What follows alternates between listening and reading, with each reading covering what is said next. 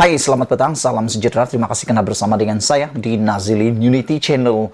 Petang ini kita nak ulas tentang isu pendedahan di Mahkamah Tinggi berkaitan kes rasuah Zahid yang telah mengaitkan Tun Mahathir Mohamad. Wow, ini satu pendedahan yang luar biasa. Pendedahan yang tak pernah kita fikirkan, tak pernah kita tahu, tiba-tiba muncul pula di media sosial di Mahkamah Tinggi. Aku pun tak tahulah apa nak jadi dengan perkara ini. Ini amat mengejutkan.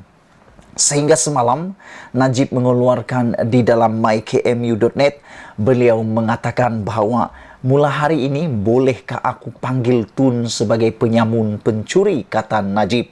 Boleh sudahkah aku memanggil Tun sebagai penyamun, kata Najib, selepas pendedahan dana politik yang diterima oleh Tun Mahathir melalui anak saudaranya. Ini sesuatu yang paling mendukacitakan kita.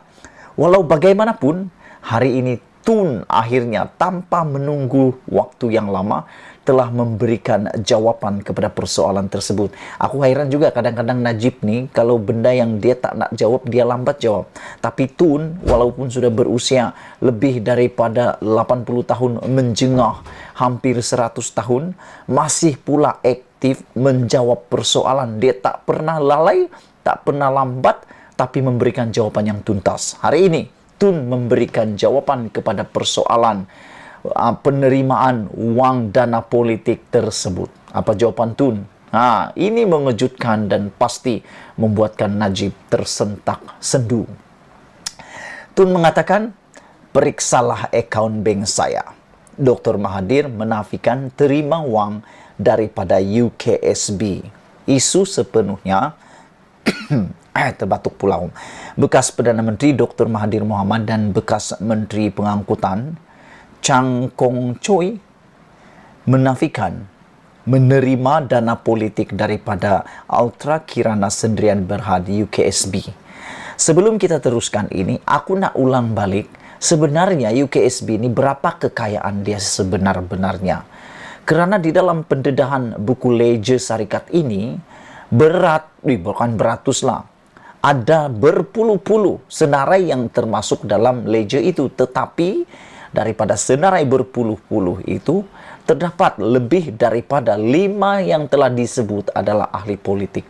Dan nilai yang telah diberikan sebagai dana itu pula amatlah luar biasa. Jadi aku terfikirlah, dari mana dana UKSB untuk membayar dana politik itu.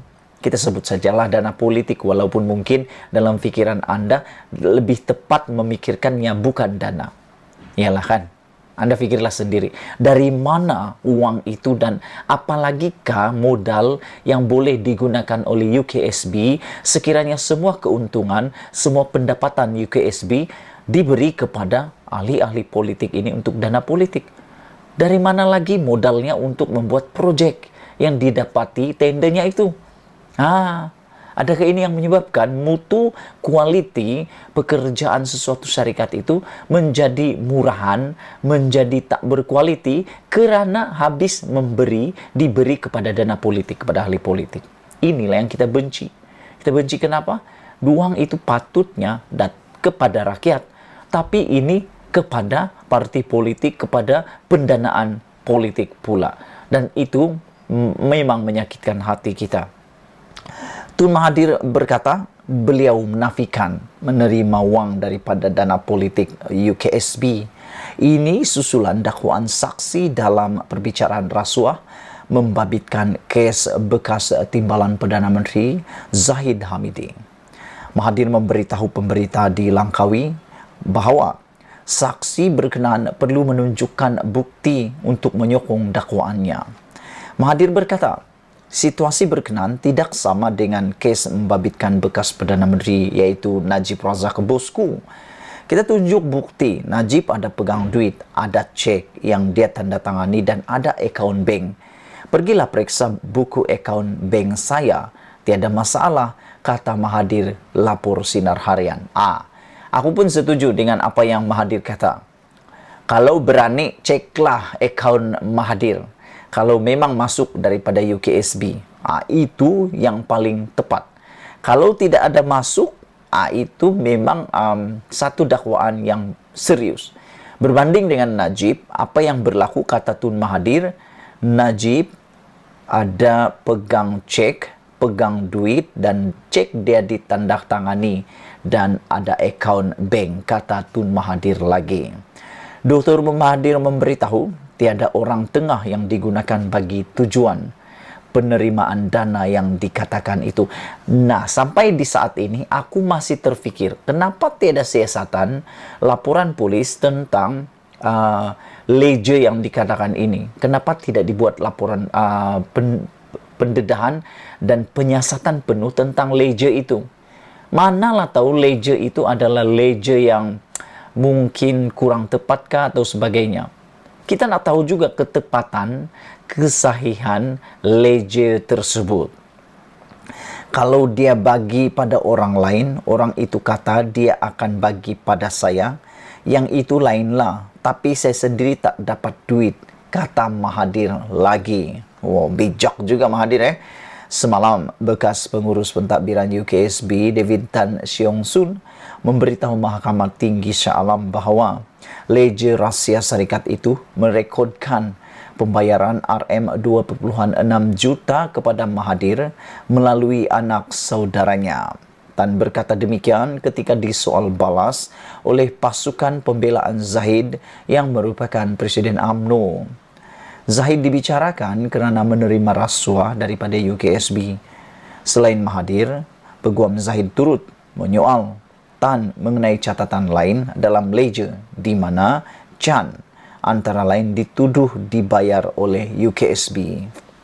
Menurut Desta, Chan menafikan menerima RM7.8 juta daripada UKSB. Nah kan aku sudah cakap tadi, nilai-nilai yang diberikan ini bukan nilai kecil. Nilainya juara, amat besar, luar biasa. Sehingga aku tak boleh hadam sampai sekarang, apalagi modal pusingan syarikat UKSB ini. Hampir semua diberi dana politik.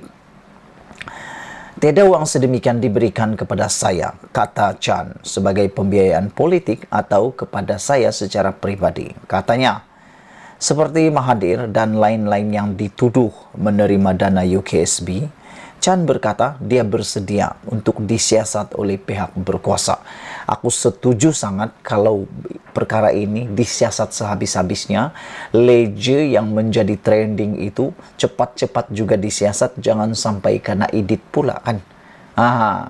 Sekian dulu isu kali ini. Jangan lupa tinggalkan komen Anda, tekan butang subscribe supaya Anda dapat ulasan-ulasan terkini yang bertimbun-timbun untuk pengetahuan kita semua. Malaysia kita punya, kita jaga sama-sama. Cintai Malaysia. Kita jumpa lagi. Bye-bye.